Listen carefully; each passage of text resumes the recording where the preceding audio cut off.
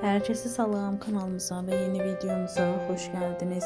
Müğənni Rəqsanə İsmailova kızı Yağmur ile birlikte videolarını paylaşıp qeyd edək ki, Rəqsanə İsmailova 16 dekabrda konsertlə çıxış edəcək. Konsertdə onun qızları Yağmur və Aysun da yer alacaq. Yağmur Sankt-Peterburg şəhərindən konsert üçün bugün Azərbaycana gəlib. Həmin görüntüləri sizlərə təqdim edirik.